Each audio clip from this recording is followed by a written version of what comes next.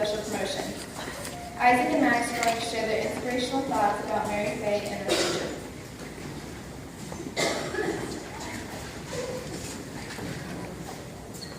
I would like to begin by thanking our superintendent, Dr. Singh, and congratulate her on receiving her doctorate.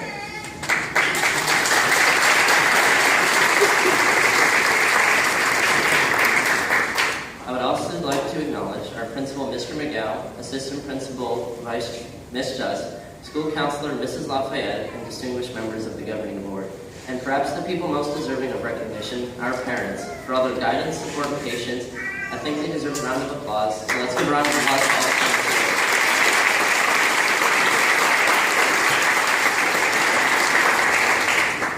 So our math and science teacher, Mrs. Llewellyn, told us that this speech had to be the very best, flowing, inspiring, and beautifully crafted piece of writing of the year. No pressure. But I gave it a shot, so wish me luck. My very first day at Mary Fay is what I will remember the most.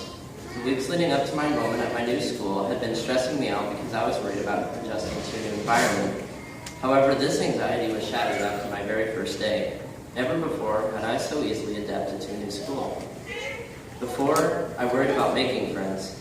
After, I walked away with a whole list of friends, good friends that I had formed healthy, lasting friendships with. Maybe that won't be everyone's fondest memory of this school, but I can attest to everyone here that this school is not a mere compilation of kids, individuals separated into their own social groups. Rather, as cliche as it sounds, we're all one big group of friends, a family, if you will. I think I can also say that while our fondest memories of this school may differ, whether it's one of the dances, the fun run, or the fall festival, they all have one thing in common: fellowship. Fellowship with our friends. As C.S. Lewis masterfully put it, friendship is unnecessary. Like philosophy, like art, it has no survival value. Rather, it is one of those things which gives value to survival. Unfortunately for my teachers, I have a tendency to talk a bit too much. However, they did not suppress and destroy this side of me. They did not forcefully try to mold me into the picture-perfect ideal student. Instead, they realized the academic potential in this trait. Over the duration of the year, they have guided me along a life-changing path of learning, friendship, memories, and even self-discovery. And I'm not the only one who has experienced this transformation. As many say, the joys of the journey, and despite all the ups and downs, I think all of us can agree that this journey has indeed been a joy. When we all look back on this year, we will smile.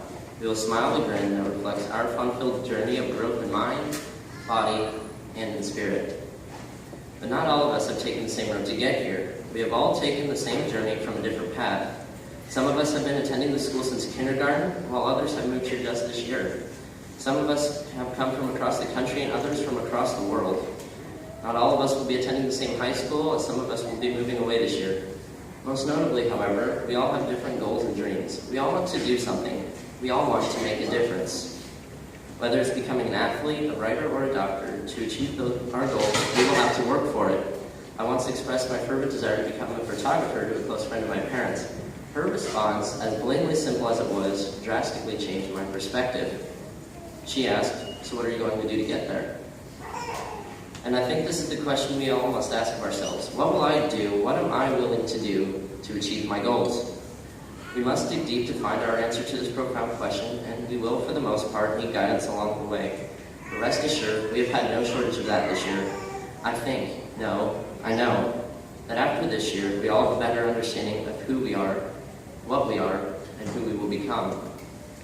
Unfortunately, we are all bound to go our separate ways. It's inevitable.